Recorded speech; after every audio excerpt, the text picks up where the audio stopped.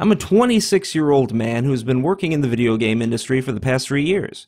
In this time, I've seen the lengths that most mobile developers go in order to rewire the neurological reward systems of their players' brains. By carefully gauging and systemizing the level of achievement needed for dopamine release, most mobile developers profit off this carefully constructed addiction. Is engineering a voluntary experience, playing video games, to be addictive, moral? That's from Jack. Hey, Jack, how you doing? Very well, Stefan. How are you? God damn, to push a man. Wow. Tell me more. This is really quite fascinating. I may have been on the receiving end of those dopamine drips. Curse you, Doom 2016 people. But I may have been on the receiving end of, oh no, there's another mod in Skyrim. Wait, let me stop twitching about my video game history and tell me a little bit more about what you've seen. If you've played in the last 10 years, you most certainly have. For me, it started when I was, in college. And, if you remember this guy named Jack Thompson, who was a lawyer in the early 2000s who led sort of a personal one-man crusade against free software. Water? No bathing while you're calling. That's not for me, man. It was Steve. Is Steve now peeing on our conversation? Is that his plan? I don't know, man. Okay, dump him if he won't mute. Mute, Steve, you need to mute. And no peeing before you find a therapist. All right, I think we can go ahead. Sorry about that. Okay, so basically there was this guy named Jack Thompson who led a personal crusade against violence in video games and claimed, the old saying that they have led to aggression and school shootings and all that stuff. And I used to dismiss that as sort of peak boomer logic. But now that I've been on the inside, so to speak, especially with how the marketing works to what we call the 2 and the 6-year-old demographic and the 6 and the 12-year-old demographic, it's sort of like making these mobile games that just give your kid a tablet and you sit him down and he just plays with that. He just pushes and pushes, and how it really rewires developing brain. And the things you talked about, like free play in nature that is needed to develop empathy, that a lot of kids especially aren't getting that. And that, could potentially lead to some of these antisocial behaviors we see. And now I've sort of switched around that way of thinking a bit from my own experience. So tell me more about the mechanics of how all of this is tested and engineered. That sounds interesting yet sinister.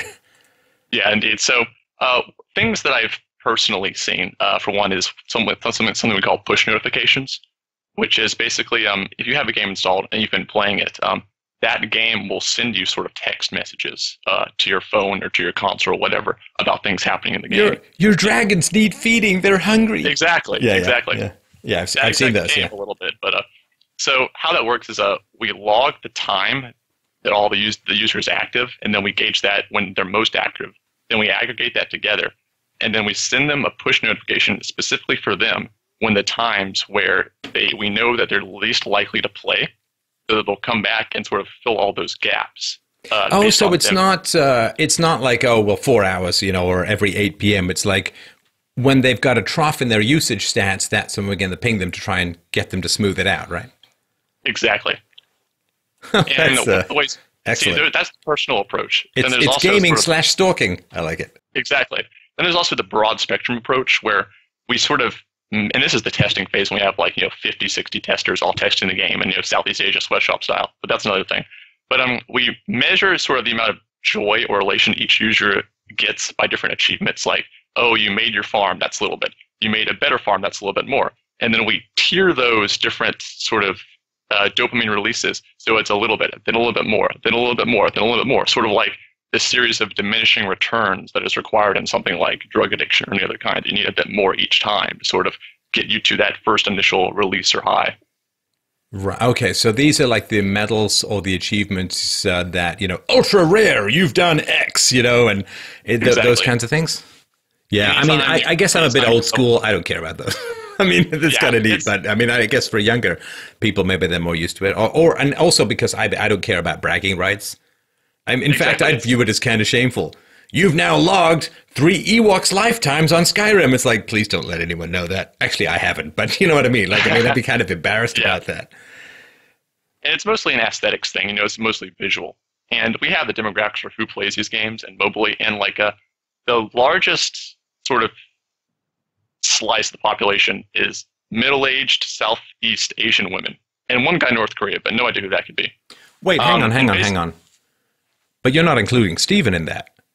Oh, of course not, Steve. Okay, I just want to check because his demographics online would be a little confusing. Well, Might skew the stats a bit. I mean, he would count as a middle-aged Southeast woman for our purposes, I didn't know that. I wouldn't have guessed that that's the biggest demographic. And is that mostly, I hate to sort of divvy things up into boy games and girl games, but is that more like the Candy Crush and less of the Skyrim? Absolutely. So for male gamers, it's first-person shooters, sort of conflict-driven competitive games. And for the female users, I'm afraid that is my crack. With Steam, it's like all of my games involve dismembering people with chainsaws. Like all the suggested games are, well, we've determined that you might be a psychopath. Here are games that psychopaths seem to like. I'm like, oh, I'm not a psychopath, but I'm torn because I really like those games, Exactly, and that's the point. It's and someone's going to meme that. There you go. There you go. And there's also some of the other sort of techniques we use is these incentivizing consecutive play sessions. Like if you logged in yesterday, wow, here's this thing you get. You log in for 3 days in a row, here's another thing. And then also it's the carrot and the stick. Positive reinforcement if you play consecutively, negative reinforcement in the form of push notifications if you don't log on enough. And some of these can get a little manipulative, like the kids' games will be like, oh, your dragon is dying if you don't log in and play. And we have mommy in a paper sack in a helicopter over Chile. Play for 5 minutes or your pet gets it, that kind of stuff. But that's the Tamagotchi thing, right? Where you have to feed your pets, your digital pets, or they're going to die. Exactly. Right. And that's also more sort of aesthetic female, dress up kind of things, which is most of the MMO market in general. Like it's obvious, it's based on gender and interest and stuff like that. And I listened to your interview with James Damore, which I thought was amazing, because I sort of see it as a bit of ideological drift towards the left leaning in the past 10 years that has put some of this more stuff in terms of that. Well, it's funny because there are these movies with these female leads, right? These heroines, like Rey in Star Wars. It's like, can you tell me how many young, attractive brunettes are playing Battlefront 2? It's like, well, they're in the movies, but they're not on the consoles because, women don't really have as much interest in the Battlefront series. Exactly. It's not, I wouldn't say that, video games are for men, but generally men's interests and proclivities are more to this type of thing. And trying to sort of push the narrative that women should love these kinds of games, and including the men, and some may do. A lot of women do love, the competitive first-person shooters, games, that kind of things like that. But generally, it's more nurturing, more feminine things where it's pretty colors, aesthetically pleasing, and sort of bonding and nurturing and growing and building that the women like. So what you're saying is that if there had been a Breastfeed the Demons module in Doom 2016, it would have appealed more to women. Exactly. Would you like to breastfeed the demons going to chew your torso in two? Okay, that's a man game now again. Rip off their heads.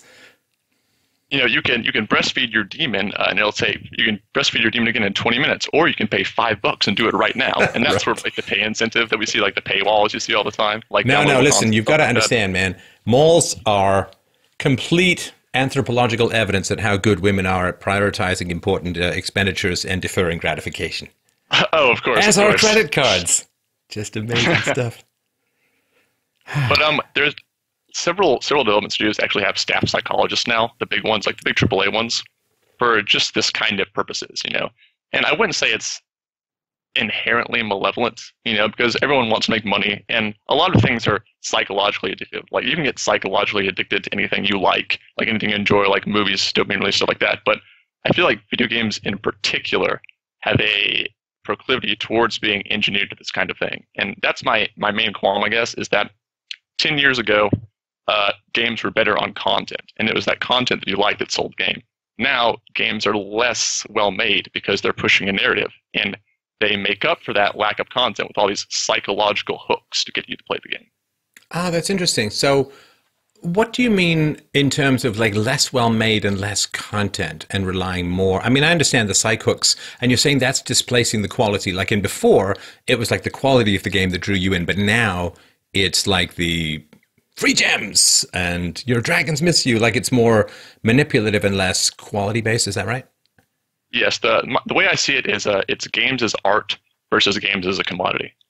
video games as art strive primarily for a high ideal of narrative structure and entertainment and interaction, and secondarily to make money, kind of like an interactive novel. And then video games as a commodity serve primarily to make money and secondarily as entertainment. So interesting. Online activities focusing on delivering quality rather than making money directly. Huh. I wonder what that would be like. Mike, what do you think? Right? No idea. We have no idea what that might be like. No, we're all about your philosopher is starving because you haven't logged on for the last... I mean, there are Give me a gem or a Bitcoin. Come on, I was telling everyone about it a long time ago. Your Tamagotchi is fading. Right. Okay. Exactly. I need some dragonberries. freedomainradio.com/donate. All right. So what you're saying is I need more push notifications and you're willing to work for me to get people addicted to my show. Is that the plan? I'll be talking about that now. Oh. That's pretty much it. I mean, if you need someone to back engineer, some of your websites to, donate 5 Bitcoins to Steph so he can have, I'd really, really like to say I was above that. Boy, that would be a great thing. Like, in my head, I know that would be the right... Okay. Wow, that's wild. That's wild. And how you said, sorry, I think you said you've been in there for the last 3 years. And has it escalated even over the last 3 years? It has. And I think the main tipping point for me was, of course, Gamergate, where a lot of these, I wouldn't necessarily call them tensions, but a lot of this ideological drift had been bubbling beneath the surface. And then Gamergate happened, and we saw it start as sort of an ethics issue, like ethics in video game journalism. And video games journalism is kind of a joke to begin with, but I mean, it is, a blossoming industry and it makes millions of dollars. But the ethics of video games journalism, and then it ballooned into this women in video games being harassed sort of issue. Like it was sort of hijacked from the inherent... Well, and the data is pretty clear that it's men who are harassed more online than women, but women are more bothered by it because gender is a social construct. Exactly, right? I mean, if gender is a social construct, then it doesn't matter if it's men or women who are being abused, right? Right. Well, and then the numbers should all be the same. Yeah. Yeah. Yeah. But that's basically when I saw it shift. And if you think about 10 years ago, and I just wanted to interrupt for just a sec because I will tell you that I think that video game journalism is not a joke, any more so than movie reviews are a joke. I mean, or sports much more. See, video games, I won't get on a big rant here, but video games are values shapers. Significant value shapers. My God, I can't even tell you the number of times people have said that they've tried to tell me they know something about objectivism because of fucking BioShock. BioShock was a trenchant critique of Ayn Rand's work. No, it wasn't. It really, really wasn't. Well, it was a dark vision of the Ayn Rand universe. No, it wasn't. BioShock, not an argument. Anyway, sorry. That's been going on for a while for me now. Well, there was this underwater city in a video game that had babies that was scary in carriages. I guess that's disproof of the objectivist theory of epistemology. Let me give you a hint. If you're shooting it, it's not an argument. If you've got to put little coins into a dispenser, it's not an argument. If you need to upgrade your video card to get any kind of decent textures, it's not an argument. If it's not breathing smoky Russian raspy breath into your face, it's not an argument. Anyway. Fun game. Nah, it was one of these... I don't know. I'm getting too old for complicated games now. It's like these real-time strategy games, like every now and then I'll try and find some game that I haven't found anything in a while. But every now and then it's like, we have this online interstellar strategy game with 3,000 resources, 17 different kinds of class capital ships, and you can form legions with up to 32 other people and trade on 12,000 planets. It's like, I'm sorry, I'm too old. I can't possibly learn these rules. I was done after StarCraft. I got no room for new rules. That's it. Just give me something to shoot. But then if you just want something to shoot, you end up with, I don't know, tank wars from the Atari 2600. So anyway, just wanted to point that out. I guess there are people who like learning these new rules. I'm not one of them. Just give me something simple.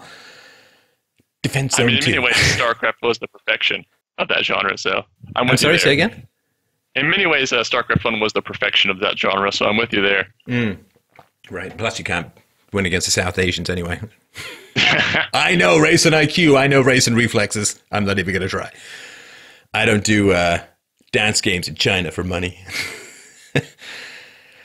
So no, I wanted to point out that there are values in video games, and they are in many ways more compelling value sets for people than even movies are. Because movies don't have values anymore. Movies have response to pressure groups. Like every time they make a movie, what happens is there's a script, and then everybody sits down there and says, okay, which group's going to be pissed off by any element of this script, other than white males who never self-organize, don't care, and appear to be willing to roll over. Stop rolling over! But they'll sit there and say, okay, well, is there anything negative about this lesbian character that's going to make the lesbian lobby group really upset? Or is there anything about this black character that's going to make any black group upset? Or this Muslim character? And so movies have become stripped free of any kind of objective values or judgments or rationality. They simply are a whole series of appeasements to everyone except white men and Christians and priests and right. So movies, this is why they've just become so empty and so boring for anybody with half a brain for the most part, because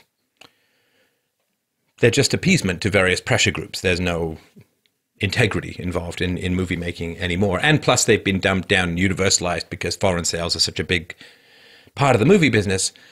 And I don't know how much that's shown up in video games or not, but I will say that I think video game journalism is a significant and fairly important field, because there are a lot of tropes in video games. I don't think that the Sarkeesian stuff is particularly where I would focus.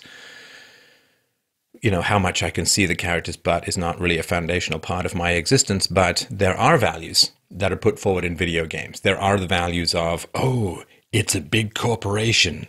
It's evil. Oh, it's an advanced intelligence. It's going to take over the world, and it's evil. You know, like there's huge amounts. Like think of Leandry Corporation from the Unreal Tournament series, that it's, you know, like every time there's a developer in a children's movies, well, there's a lovely little wood with fluffy bunnies and deer, and here comes a developer in a flaming chainsaw-laden caterpillar who's going to plow everything under, and he must be stopped. Hey, let's put together a show to save the park from the developer who wants to build evil condos or whatever, right? There's the Umbrella Corporation in Resident Evil. There's the general, I don't know, is it a government or a corporation that was in the Half-Life series? You know, the guys who have the masks on them or whatever, right? I mean, there is a lot of anti-capitalism in video games, and that is pretty significant and gets programmed in, I think, to kids pretty early. If it's a big corporation, multinational. Boy, multinational, it's like, when you think they're a Nazi, but you think you might get in trouble for calling them a Nazi, just call them a multinational, and we're all good, right? Right. And so, yeah, I think there is a lot of that stuff going on. And think of the Alien series, right, which is a movie and, of course, a whole series of video games as well.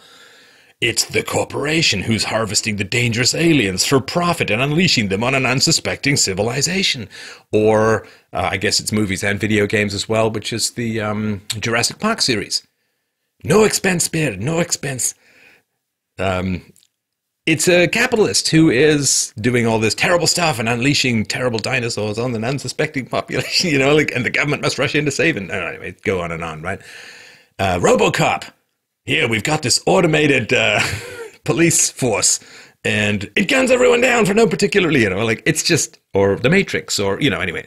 So it's corporations and machinery that tends to be the most terrifying. Terminator, right? Tends to be the most terrifying stuff.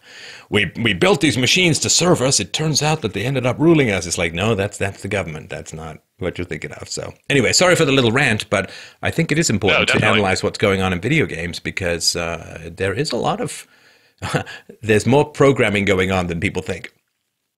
And what I meant by this, I don't think the idea of games journalism is a joke. I think it's obviously, you know, a big thing, but I think the objectivity of the agents in games journalism is a bit corrupted. Like, we know what Ayn Rand would say about this corporate phobia, of course. Yeah. Well, I mean, they generally look at corporations without realizing the attachment to the state is what makes them dangerous. Indeed. It's not like capitalism has been the greatest engine for wealth creation, you know, in the history of the world or anything. Right. Wait, I never know when people are being sarcastic, but I think I figured out that you know you're being sarcastic. So is engineering a voluntary experience, playing video games, to be addictive moral? Well, let me ask you another question. Is a woman wearing a low-cut top on a YouTube channel moral? Yes. Why? Don't think men are getting some dopamine from that? Oh, definitely, but it's a completely voluntary experience. Like, if you're an even partially self-actualized man, you know that you're going there for the sexual market value, the exchange of fertility. And she might have some good points to that, whatever. But the thing that differentiates her from just a guy saying the same thing is that sexuality. Okay, so is it your issue that people don't know this about the gaming industry, whereas the cleavage is more noticeable? Well, I don't really have it. My issue is not, it's not so much a compunction about feeling guilty. It's that this is affecting the quality of gaming as a whole, and also the societal repercussions of that early sort of brain development stuff. But why don't you just make better games? Why don't you design and make a better game? I mean, I have to compete with the women with the low-cut tops, and I like the challenge. I like the challenge because I have to be better than cleavage, right? And that I only have one boob, and it's on top of my head. So I like that challenge. So if there are these game companies that are making these dopamine drips and are sacrificing quality for the sake of addiction, isn't that a huge market opportunity for better games where people come and play because they love it rather than, I have locked into Galaxy on Fire Manticore. I get some thing I can't pronounce. Wouldn't that be a market opportunity? Oh, definitely. And it's like the thing you say about the big advantage the poor have over the rich is they can operate for less and they can outcompete them. And I think that's definitely a market strategy here where if you're a smaller independent dev company, you can make a better game with less gimmicks and hooks than the big companies who have to make those because they have these huge profit margins and huge expenses to pay for. And I think that's definitely the strategy moving forward with any decently aware developer in terms of quality and overall effect. So have you tried? I've been trying from the inside, and I think I might have to start trying from the outside. Huh? What? I've been trying from the inside, and I think I might have to start trying. Oh, like just moving out of the AAA world to start, my own studio and do things, my own way, sort of the Ayn Randian entrepreneurial principles, and Right, and I mean, I guess when it comes to money making, there are these tricks which people can use, and I mean, a fool and his money is soon parted, and if you don't understand that this stuff is going to be addictive, then you pay, but you're paying to avoid the self-knowledge, and lots of people pay lots of money to avoid self-knowledge. It's called Netflix. No, I shouldn't say that. But there is this aspect of things, but there is, of course, the people who want to do high-quality stuff. And I like that challenge, like I got a blank wall, I got no music, I got no ads, I got no props, I got nothing other than the most boring PowerPoint backgrounds occasionally that you could ever imagine, because I like the challenge of holding people's interest without props. Without props. It's like the most confident singers go a cappella, right? I mean, and so, the fact that there is, I don't think it's immoral at all. I don't think it's immoral any more than trying to sell beer by showing bikini-clad women is immoral. I think that we should elevate ourselves beyond that, but I don't think it's immoral at all. I mean, because it's not the initiation of force and it's not the initiation of fraud, right? Right. And as far as the kids go, you could say, well, it's wrong for the kids, but that's the parents' job.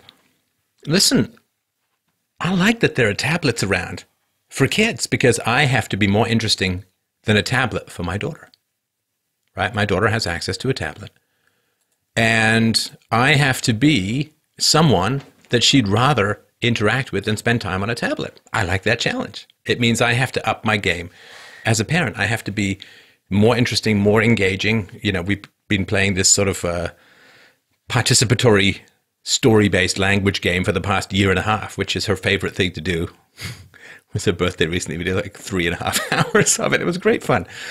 And she'll rather do that than work on a tablet, like every day of the week and twice on Sunday. So I like that challenge. Maybe if there weren't tablets, we wouldn't have developed that as a way of being more interesting than tablets. So, but if parents are just like, well, thank goodness there are tablets, I'm just going to throw them at my kids and see what happens.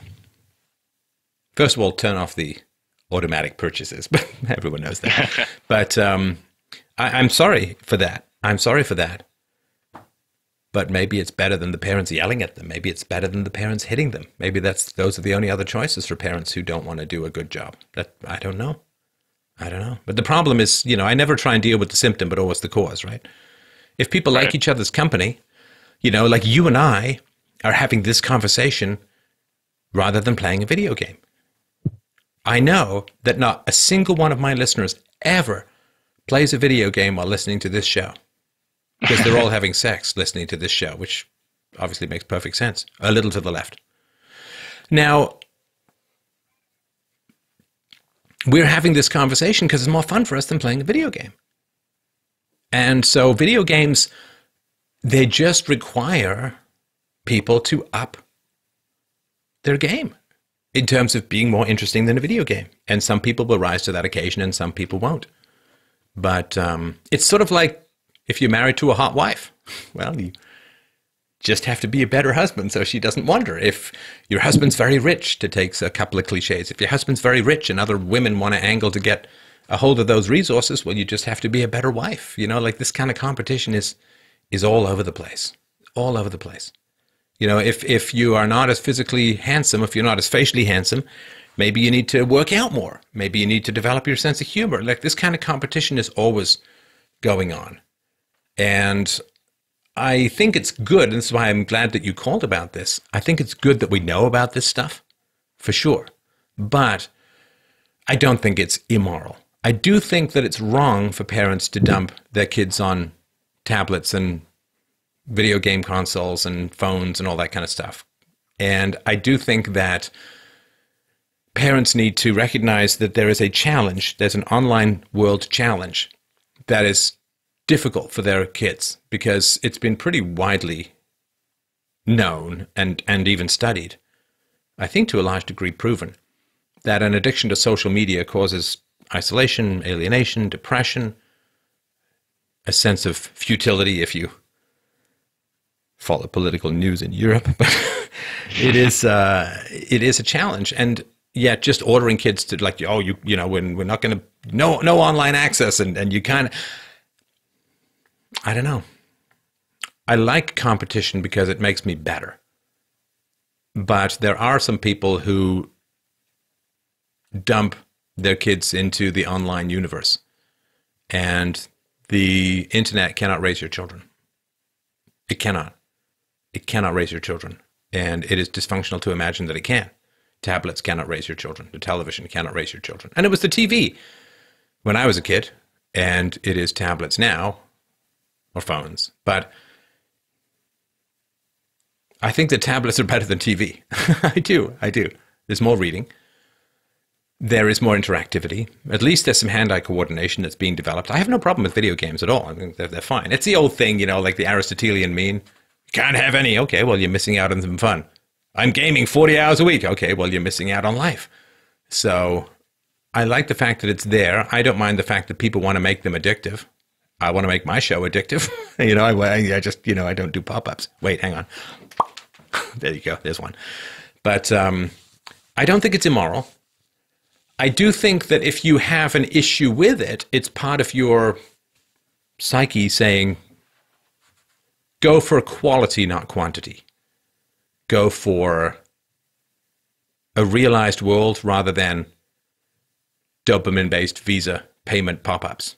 And I think again, if people are aware of this kind of stuff, it makes all the difference in the world. Definitely. So you're saying sort of the burden of responsibility is on the consumer rather than the producer? Oh, yeah. Well, you can't ban this stuff. What are you going to do? I mean, how could you possibly create rules that would manage this stuff, even if we thought it was immoral? You can say no pop-ups. I mean, come on. I mean, that's exercising control over someone's tablet. It's not your property, right? I mean, the computer program is not your property. The tablet is not your property. The router, the internet is not your property. Who are we to impose property rights on other people's voluntarily chosen property? You can turn off notifications on your operating system, right? It's pretty easy.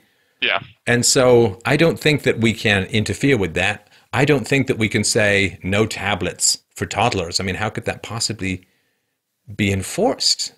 And I don't know. I mean, that's more statism. I do think that we want to encourage parents to spend more time interacting with their children.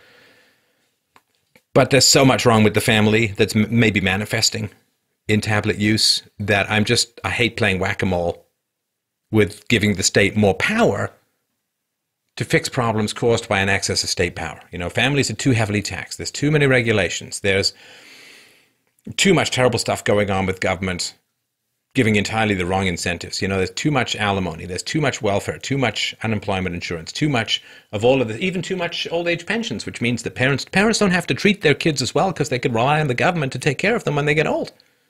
This fundamentally broken the entire, like there's a reason why the boomers screwed their kids at the same time as getting free stuff from the government. Because once you get free stuff from the government, you don't need to be that nice to your kids because you don't need them to take care of you when you get older, because you can just nag the government to pay all your bills. So families have been, you know, there's feminism and debt and terrible schools run by the government. So families have been really, they've taken a whole bunch of body blows from an excess of state power and giving the government more power to manage those symptoms.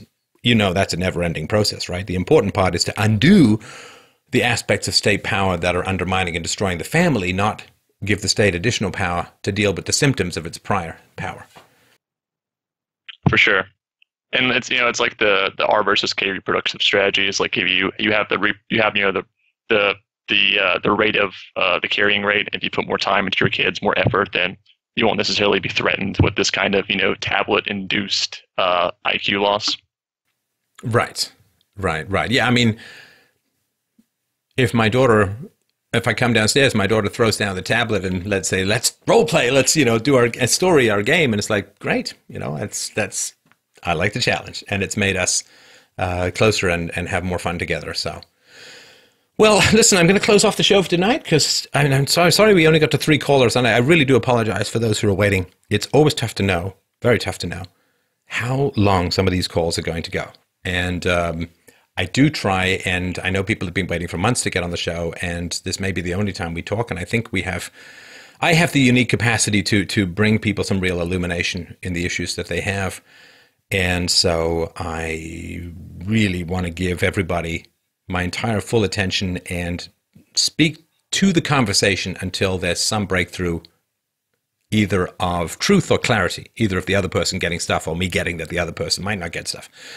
So I'm sorry for those who have to wait. This is a general apology because I know we cascade from time to time, but I think conversations need to happen till they're done. And that's very, very tough to predict, which is why we don't do ads and why terrestrial radio would be a special kind of hell for me and for the listeners. So thanks, Jack, for some very, very interesting stuff. And yeah, look this stuff up. Look this stuff up. Look at how video games do manipulate people. I think it's important to be aware of. We're aware of this when it comes to advertising and so on, and we're becoming aware of this when it comes to the government. Like, there's a reason why the Democrats don't call the tax cuts. They call them tax reform, because they don't want to say we're against tax cuts, because, you know, basic marketing. So thanks, everyone, so much for listening and for watching. Thank you for an amazing year. This is our last show before Christmas. So freedomainradio.com/donate to help out the show. Drop a little something down our chimney. We will be very grateful and promise not to set fire to it. freedomainradio.com/donate. Have yourselves a wonderful, wonderful week, everyone. We'll talk to you soon.